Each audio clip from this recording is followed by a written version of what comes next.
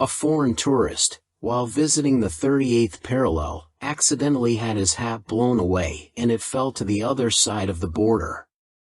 He stood frozen in place, not daring to retrieve it.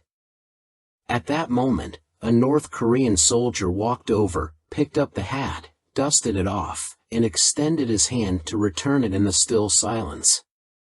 The commanding officer politely accepted the hat. The atmosphere wasn't as tense as expected.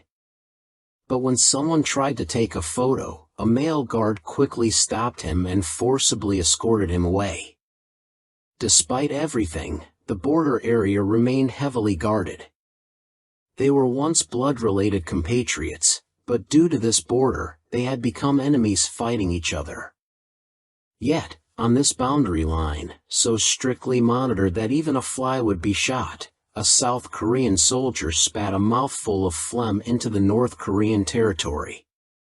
In response to this obvious provocation, the North Korean soldier spat back. What should have been a serious border situation turned into a childish spitting match. It was almost impossible to hold back laughter at the absurdity of it. The reason behind this strange interaction came from an incident a few days earlier. South Korean soldier Lee Soo-ho, while on reconnaissance, accidentally crossed the border and stepped on a landmine. Unable to disarm it, he couldn't contact his teammates. Just as he was about to panic, a rustling sound came from the bushes across the border. Tensing up, he raised his gun, only to discover that it was just a dog running out. But before he could relax, the dog's barking attracted the attention of North Korean soldiers. Both soldiers immediately realized the situation, and Lee Soo-ho, faster on the draw, had the North Korean soldiers slowly surrender. Unexpectedly, another North Korean soldier came from behind and captured Lee Soo-ho. However, neither soldier dared to move hastily after hearing the sound of a landmine beneath their feet.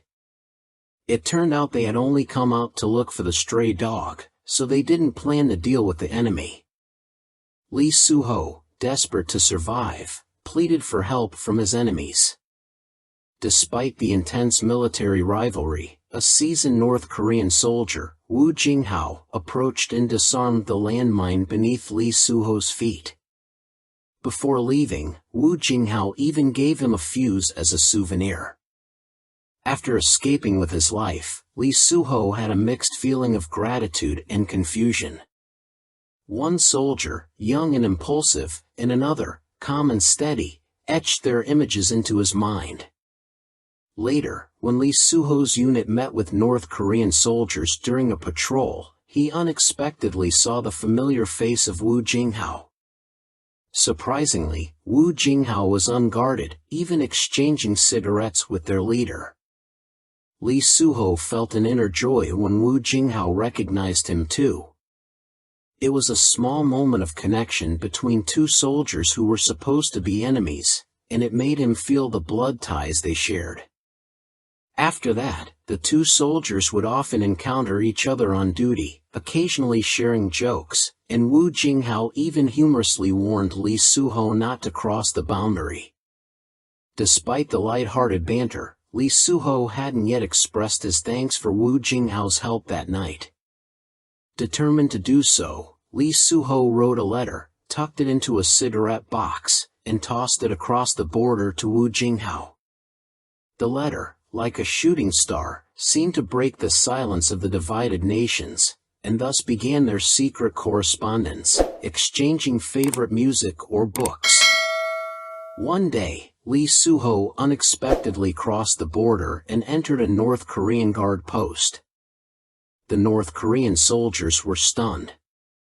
The officers immediately reached for their guns, but it turned out that another North Korean soldier, Jin Yoo-jun, had been joking about inviting Lee Soo-ho to thank them in person.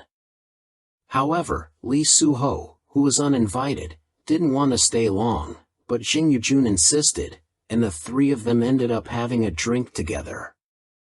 It was during this drinking session that Lee Suho realized North Korean soldiers weren't as cold-hearted as his superiors had portrayed them.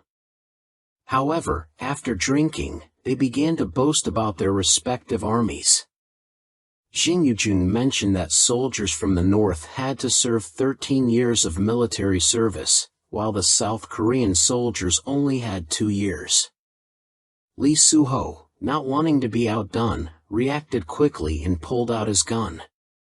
The unexpected action frightened Jin Yujun, but Wu Jinghao, who was experienced, remained calm and immediately aimed his gun at Lee Suho. Lee Suho, not having seen a real battlefield, froze in place, terrified. However, Wu Jinghao's calm behavior diffused the tension, and after a moment of awkward silence, the mood lightened. The two exchanged gifts, with Wu Jinghao receiving a lighter from Lee Suho and Lee Suho getting a magazine, a small but meaningful exchange of friendship between former enemies. The days went on, and whenever Lee Suho was on duty, he would use binoculars to observe across the border. His comrade Nam Taiji often teased him about how boring it would be once his service ended in 3 months. One day, Lee Suho came up with a bold idea. Could he introduce his North Korean friends to Nam Taiji? That night, Lee Suho stood with Nam Taiji at the border, hesitant. Nam Taiji was nervous, unsure if it was another trap set by Lee Suho. But when Wu Jinghao appeared, stretching out his hand and smiling, Nam Taiji nervously returned the handshake. Despite his wariness, Nam Taiji felt a moment of warmth. Lee Suho assured him that there were no enemies, only compatriots with different positions. They were just soldiers doing their duty and had no important secrets to share. The 4 soldiers, once enemies, now spent carefree nights together, playing games, sharing their daily lives, and talking about their families. Jin Yujun had a wife and child, Lee Suho had a beautiful girlfriend, and Nam Taiji often helped Jin Yujun polish his boots. Wu Jinghao loved South Korean snacks, and Lee Suho would sometimes bring him treats. When they talked about the possibility of North Korea someday making the same delicious snacks, Lee Suho casually asked if Wu Jinghao would ever want to come to the South.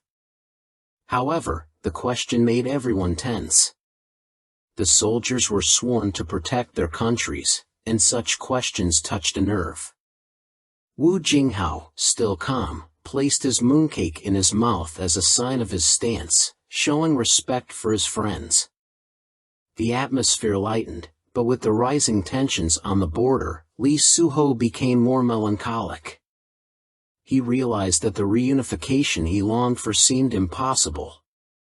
One night, the soldiers met again to give Jin Yujun his birthday gift before Lee Suho's discharge.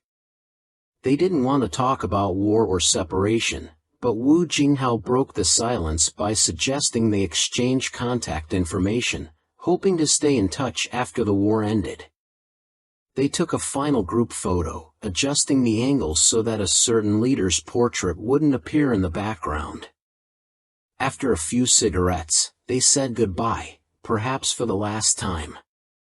Nam Taiji, still sentimental, corrected his boots one last time, but then suddenly remembered the birthday gift he had yet to give. He presented Jin Yujun with a set of painting supplies, knowing it was a gift he would love. Just as they prepared to leave, a military officer arrived for an inspection. The officer, furious, drew his gun, and everything escalated quickly. Nam Taiji, terrified, froze, and Lee Suho faced a standoff. The officer noticed the cigarettes and gifts on the table, which made him even angrier. He struck Wu Jinghao, who remained calm, but Jin Yujun, in his panic, drew his gun. A chaotic confrontation followed, leading to the officer's death and several soldiers wounded. Lee Suho and his comrades fled the scene, but the tensions only escalated. The aftermath of the incident was convoluted. South Korea accused the North of kidnapping their soldiers and claimed they fought back and escaped. North Korea said the South had crossed the border and attacked first. A neutral party, Switzerland, came to investigate, but the soldiers from both sides refused to cooperate, each protecting their comrades. The investigation revealed discrepancies, such as the missing bullet and conflicting testimonies. However, both Lee Soo-ho and Wu Jinghao remained silent, unwilling to betray their friends. A devastating revelation came when they realized that the gunshot that killed Jin Yujun was from Lee Soo-ho's weapon. In the chaos of that night, Lee Soo-ho struggled with guilt. As the investigation closed in, Wu Jinghao took action, suggesting a way to avoid blame while preserving the peace between their nations. His solution involved fabricating a story to cover up the true events of that night. In the end, Lee Soo-ho faced the weight of his actions and sought redemption. The story of their friendship, formed under the most unlikely and tragic circumstances, remained hidden from the world. The photo taken that day was the only record of their bond, a reminder of their shared humanity despite the boundaries that divided them. They were enemies, yet brothers, their friendship sealed by the harsh realities of a divided world.